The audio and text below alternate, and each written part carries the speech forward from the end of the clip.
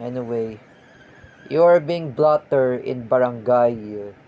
Why barangay had been blotter to you, Paulo Cruzada? Of course, Teacher May went there in barangay. She she told Joseph Maspinas, that was her uncle, that was his uncle, uncle of Joseph Maspinas. The uncle of Joseph Maspinas have told the Teacher May Tiburcio in the chat, in Messenger, to tell Paulo Cruzada to visit in his house in Barangay in Quezon City. So I don't know where does Paulo Cruzada lives. Oh, at least he was being blotter in Barangay. Why Paulo Cruzada was being blotter in Barangay? Just to know, he he attempt to make a rape joke, harassment, cyberbullying. You know, for me, Paulo Cruzada, are you brave? You want to harass Joseph Maspinas? You want to bully him physically? Like I was told by Jeric Silva, tapang-tapangan ka pala, Paulo Cruzada. Now you see that Teacher May Tiburcio had filed you a complaint affidavit against you. Oh, you know that.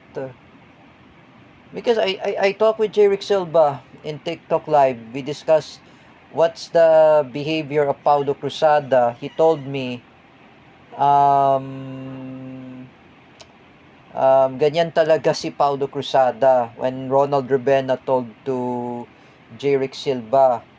And I asked Jeric Silva, alam ba to ni Ronald Rubena ang ugali ni Paulo Cruzada? So, what I realized, he bully everyone. I know this Paulo Cruzada, he's a Marcos loyalist, wannabe. He's harassing everyone, including Teacher May, that she is a pro-Duterte and anti-Marcos. Remember, Paulo Cruzada, do not harass Teacher May. I just want to tell you something. The Teacher May had already given a gift, a tumbler. Oh, the tumbler, I gave it from, it was a gift from Teacher May. Even, what is a gift from Teacher May? Last Christmas party, t-shirt. Oh, the red one. That was a gift from Teacher May. Eh, you, Paulo Cruzada, you don't have a gift from Teacher May. Eh, where's your gift in Christmas party? Oh, let me ask you something, Paulo Cruzada. If I want to settle this, if I want to explain. Oh, I'm not the barangay captain even what I'm saying. Oh, for me, Paulo Cruzada, you need to leave Teacher May Tiburcio alone. If you want to sign this agreement, oh, if I talk with Joseph Maspina's uncle, or even Josh Gozo, and even Sophia Ahmad Sultan, who's a lawyer wannabe, just remember, Paulo Cruzada, you must write this um, um, um, letter. If you want this, write this letter. You need to apologize to Teacher May. Do not harass her. Do not rape her. You know, Paulo Cruzada, have mercy to Teacher May. She's, how old was Teacher May anyway? 53. Oh, she's older than Ate Mirasol. She's 53. Why you ever harass a person like this? You know, Rafael had already seen in a screenshot. Rafael asked Teacher Mayo, Tita Mayo, What is this? Oh, who is this screenshot? Who's messaging anyway? And teacher may ask, that's my former student, Paulo Cruzada. He's making a harassment, he's making an irrational towards at me or rape joke. Just remember, Teacher May already knows, or Ronald Rebena already knows what you're gonna say to yourself, Paulo Cruzada. Just remember, Paulo Cruzada, if you want to leave Teacher May alone, just leave her alone. And shut the fuck up, Paulo Cruzada. I'm sorry for my bad word. You know, you need to shut your mouth. Manahimik ka na lang, Paulo Cruzada. I do not want to pick you a rivalry. I know you, Paulo Cruzada, you are a pro Marcos. Me, I'm a pro Duterte, same as Teacher May or Ate Nenet Manalo. Can you just please stop harassing Teacher May? Paulo Cruzada? Teacher May doesn't do anything to you. For me, like I want to explain anyway, if Teacher May is my enemy, she is still my former teacher. Oh, she is my former teacher when I was there in CDIFI. I just want to repeat it again. If Teacher May is my enemy, she is my former teacher. Oh, here's the question. Oh, if Teacher May Tiburcio is an anti-Marcos, if she is a pro-Duterte, you have to respect her own opinion. Paulo Cruzada, I know you are a Marcos loyalist. You need to respect her. Teacher May is already retired. She's been long time, I've been teaching since CDIFI, since, how long does Teacher May was teaching there in CDIFI? Oh, since 1998. She and Teacher Marisa. Oh, when David Gill was there, Teacher May was active there in CDIFI. When she was there, she was alongside with Teacher Marisa, Teacher Riza, Teacher Chris, Teacher Mirna. All the time she is active. Oh, you see in the picture of Teacher May? She's very active. I've been seen her when I was there. And take a look, Paulo Cruzada. Oh, Teacher May is making a YouTube about the documentaries of Teacher Evelyn. When you see in this YouTube. And another one in the YouTube.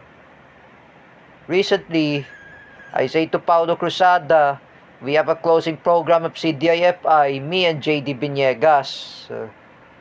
Oh, JD Biniegas was a new student of Teacher May alongside with Aries, Clemente. And I was there, I was alongside with Teacher Joy and Gabriel Nara, Gram Leal, and Lawrence Villawan and Jericho Peralta. Oh, and that picture, it was alongside with Nikki, Miranda, Yvette, Kuya Samiranjo, Jens Manaid, and especially my other classmates. Oh, you know, Paulo Cruzada, you should make that. You know what, Paulo Cruzada, you should be proud of Teacher May. Me, Teacher May, proud of me. I was taking care of Jens Manaid. Oh, when I was there, oh, I say, you know me, when Jens wants to celebrate birthday, Teacher May ask me, "Are you a spokesperson of Jens Manaid?" Oh, I said, I was his friend. I was being a spokesperson. I respect my friend, and then I talked to Jens. Open your mouth, Jens. Oh, Teacher May is always proud of me. Jens could be my best friend. Oh, magkaibigan kami ni Jens. That's reason. You know, like what I realize, Jens is my friend. Oh, I've been long time been classmates with Jens since I was there, since without Ralph Guevara and Kuya Sam Eranjo. I was alongside with Jens in CDIFI. In year 2016, year 2015, I celebrate my birthday in CDIFI. I invited Teacher Marvel. How many times I celebrate my birthday in CDIFI? I remember that in the past. I just want to explain to everyone. First is Teacher Jessa, 2008. There was Ralph Guevara and Lawrence Villawan. In 2015, I was alongside with Jens Manaid and especially Rafa Soco. Rafa Soco was there. Even Stefan Pimentel, Joshua Arroyo, Eris Clemente, Kathleen Canete, Apple Alday, Alexis Percala, and Kenji Mantaring, and especially who else at others, rest of my other classmates, even Yvette. I invited them in my birthday, even Buddy Castro. Rafa Soco was there in the picture. He uploaded the picture of my birthday last August 20 August 19, because August 21 is Ninoy Aquino Day 2015. That time I celebrate my birthday. Even Stefan was there. They received me a gift. During my birthday, Teacher Marisa received me a gift, earphones. For my laptop, and mostly, but I remember Buddy received all the gifts for during the time in my birthday in 2015. I received the gift. 2016, I celebrate my birthday. I invited Jens Manaid again in my birthday. I create the invitation. The invitation was created 2015 Korean. When I saw James CEO, I confirm I will celebrate my birthday. And now I celebrate my birthday. A different invitation. And then another one invitation in 2017. Another invitation. I celebrate my birthday in my old school in CDIFI 2017. And thanks to Teacher May who made this invitation. You should make you proud, Paulo Cruzada. You should never harass Teacher May. You know that.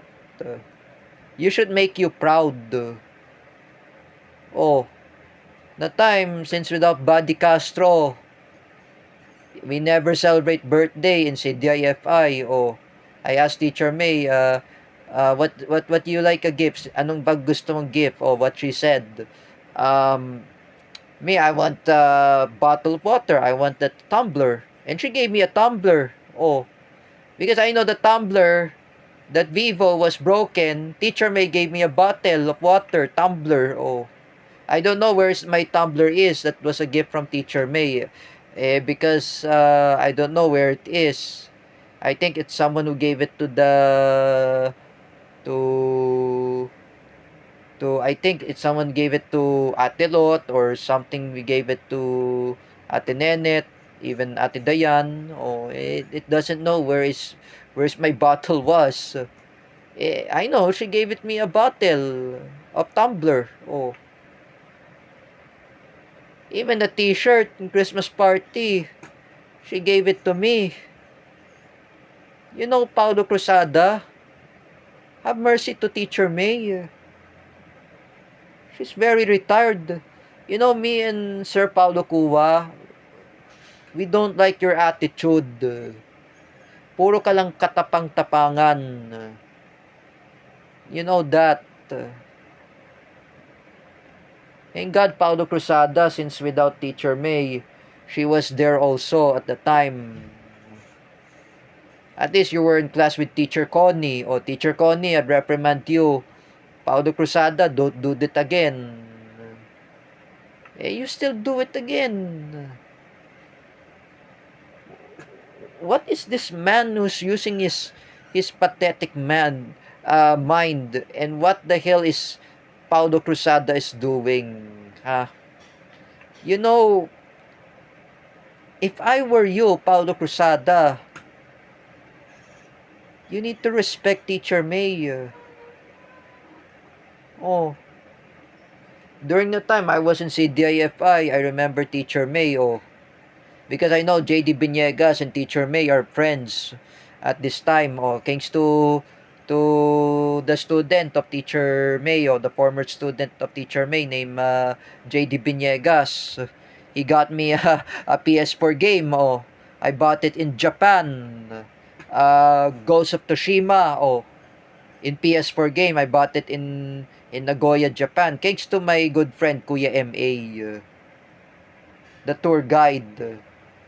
When I was there in Nagoya, Japan, I appreciate to thanks to him. Oh, when I was with the time when I was requested by JD Biniegas to buy a PS4 game that Ghost of Tsushima, I bought this game in a trip store in Nagoya, Japan. Like you, Paulo Cruzada, you have to respect your attitude. Since without the time, you know, Paulo Cruzada, we are special, we are autism, we have difficult condition, like I was told by Jerick Silva. Jerick is right. Do not harass your own sped teacher. Huwag mo siya ganunin. You know, Teacher May is working very hard. Oh, Teacher May Tiburcio is just like Joseph Maspinas. She also working hard. Oh, you should never do that. If I were you, Paulo Cruzada, your reflections will up to you now. This is what you realize your mistake. This is will realize your attitude. And you better to apologize to Teacher May. I'm warning you, Paulo Cruzada. I mean, I apologize, Teacher May, when I treat her as an enemy. If Teacher May is my enemy, she is still my former teacher. That's all.